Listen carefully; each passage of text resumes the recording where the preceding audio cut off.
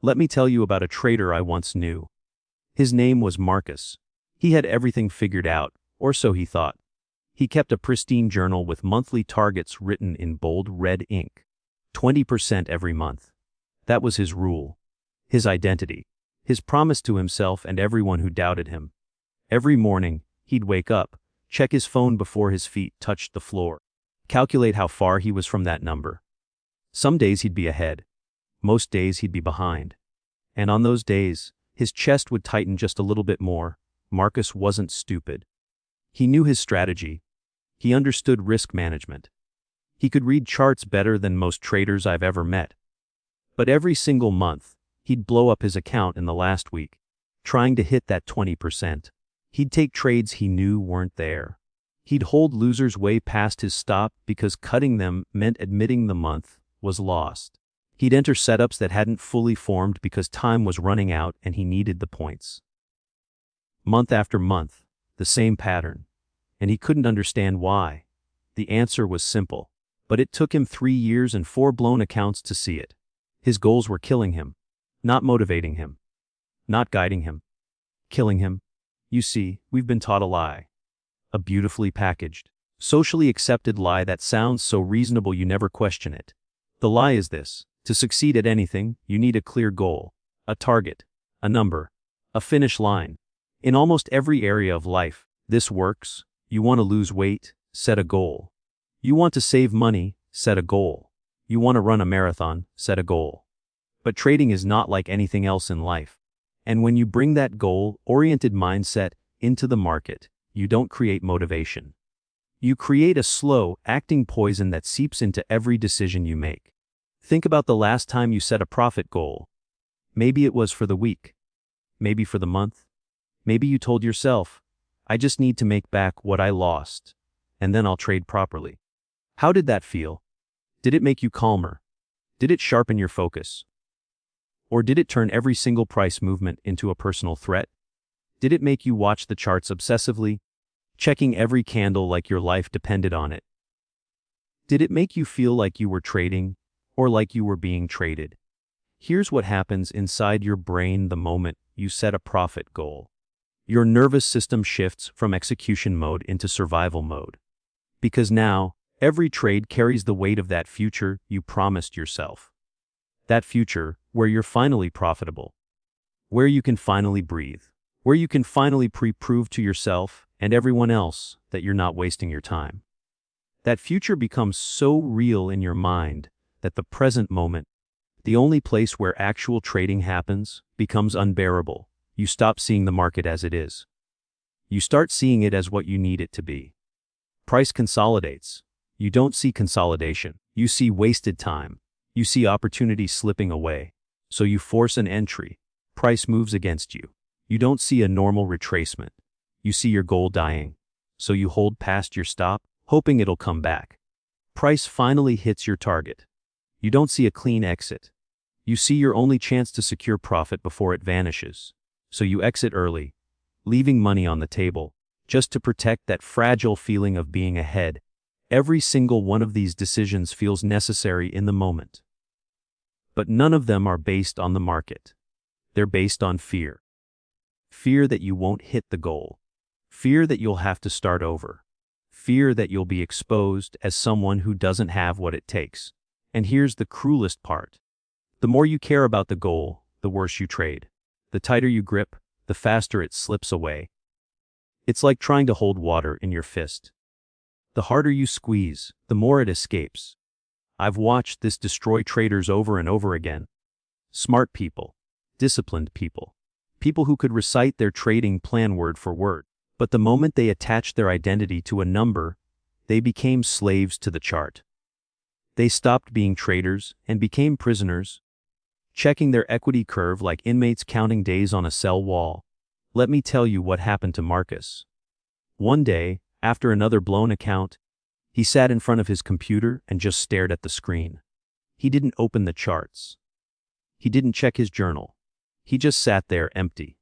And in that emptiness, something shifted.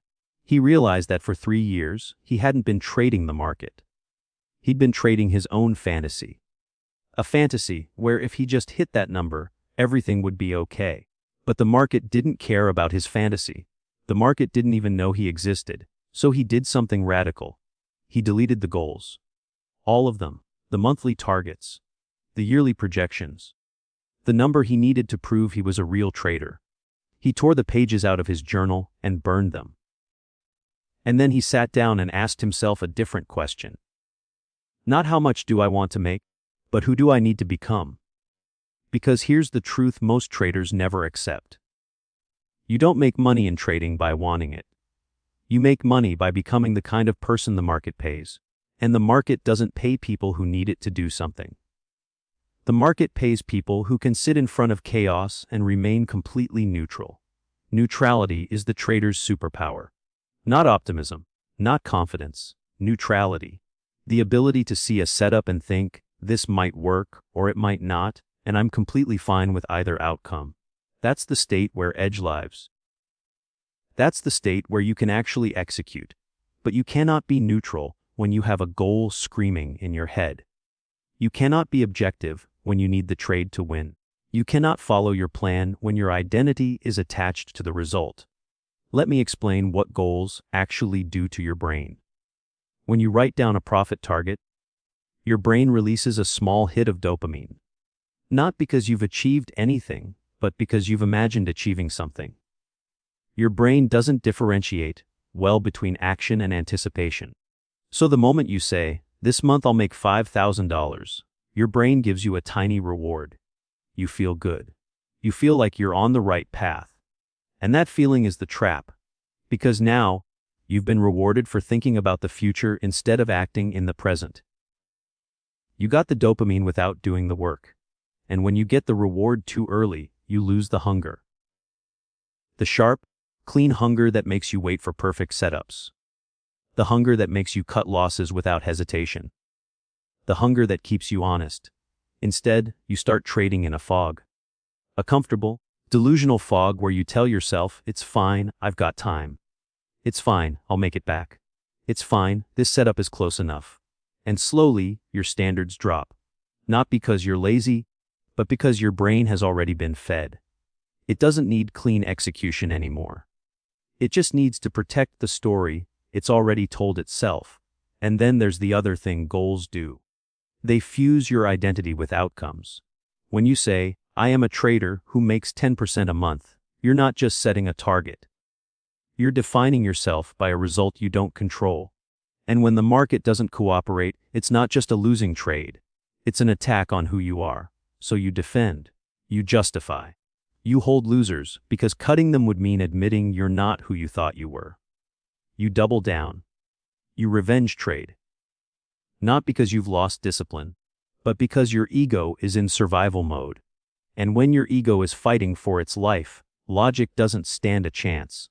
I've seen traders sit through drawdowns that should have taken 30 seconds to exit, simply because exiting meant facing the truth. The truth that they weren't as good as they believed. The truth that the goal was never realistic. The truth that they'd been lying to themselves. That pain, that existential pain of being wrong about yourself, is far worse than losing money. So they choose the money loss. They stay in the trade. They hope. And hope, in trading, is the most dangerous emotion there is.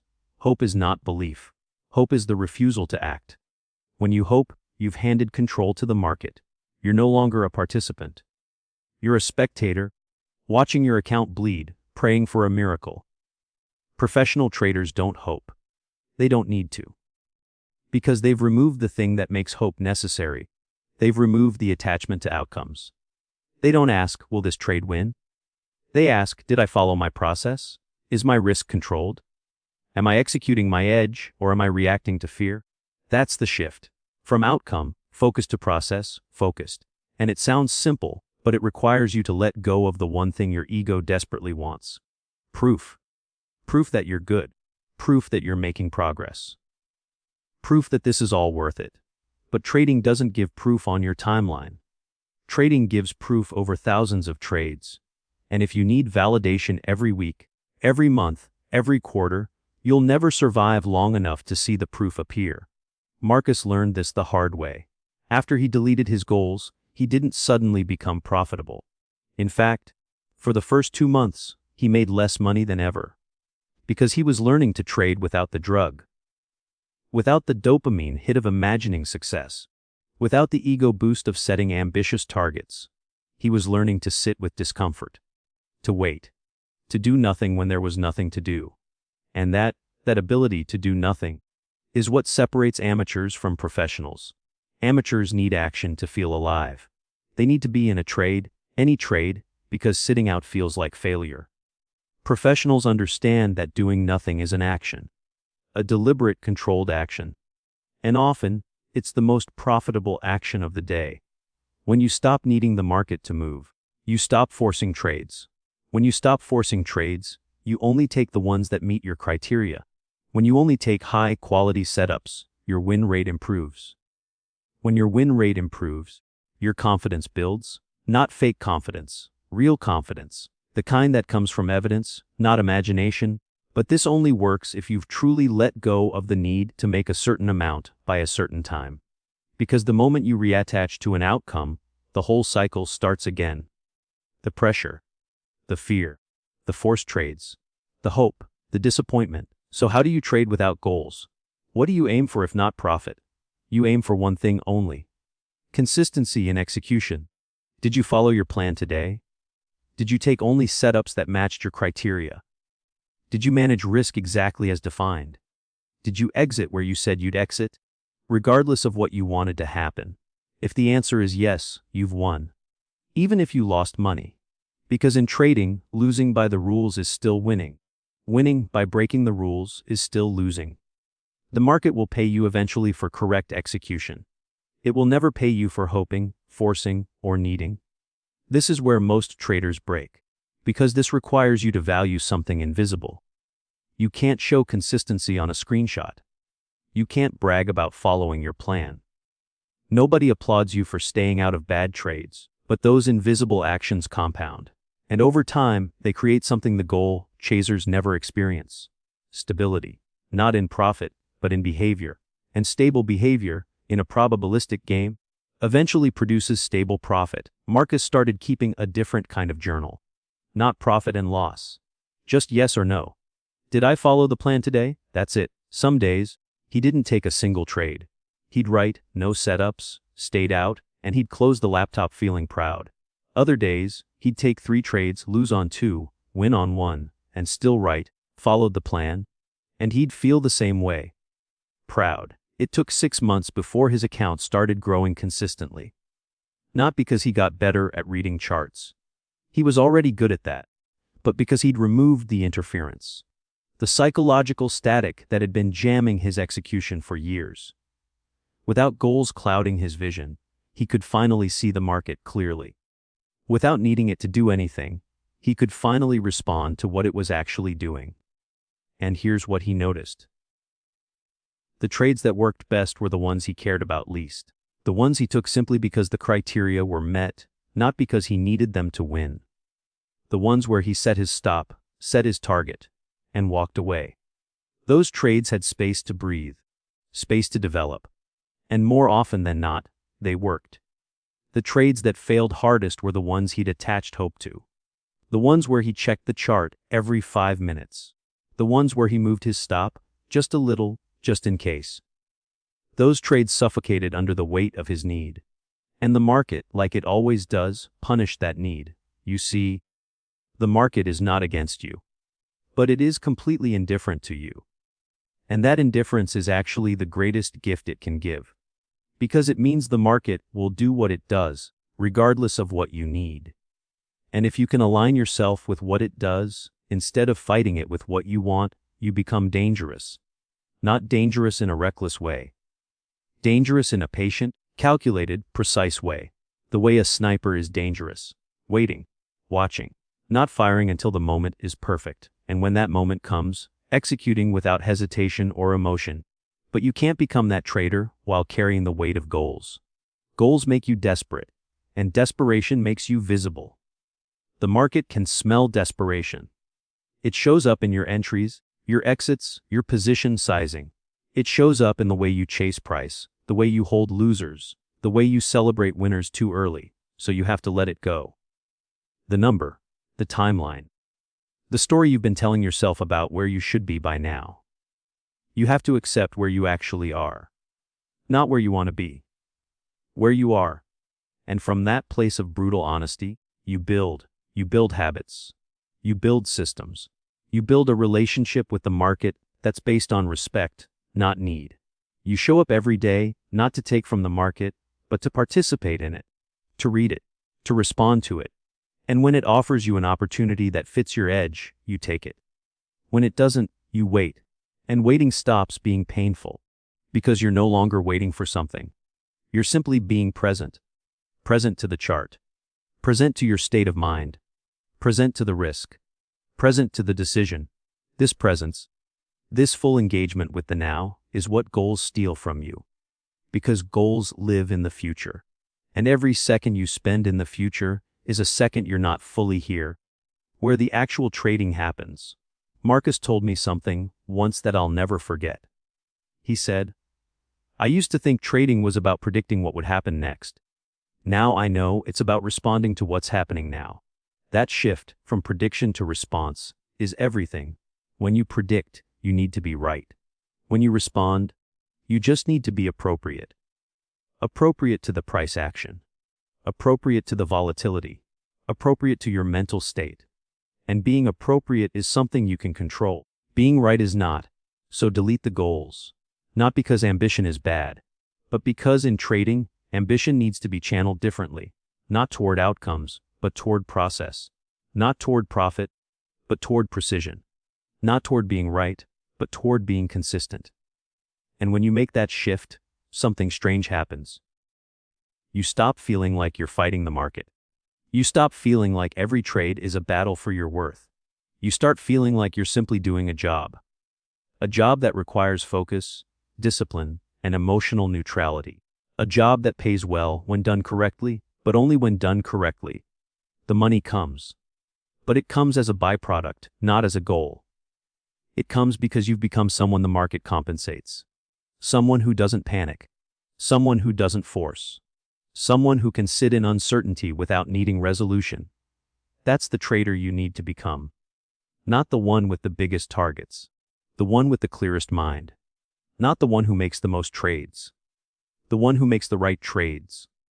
Not the one who talks about their goals. The one who operates in silence, executing day after day, without needing applause or validation. And if you can become that person, you'll discover something liberating. You don't need goals to succeed in trading. You just need to show up, follow the process, and let the market do what it does. Over time, over enough trades, the numbers will take care of themselves. Not because you demanded them, but because you earned them through relentless, emotionless consistency. That's the path. It's not exciting. It's not glamorous. You can't post it on social media. But it works. And in the end, that's all that matters. Not the story you tell. The results you create. Not through force. Through presence. Through discipline. Through the quiet, unglamorous work of becoming someone the market pays. And then letting it pay you on its terms in its time. Because that's the only way it ever works.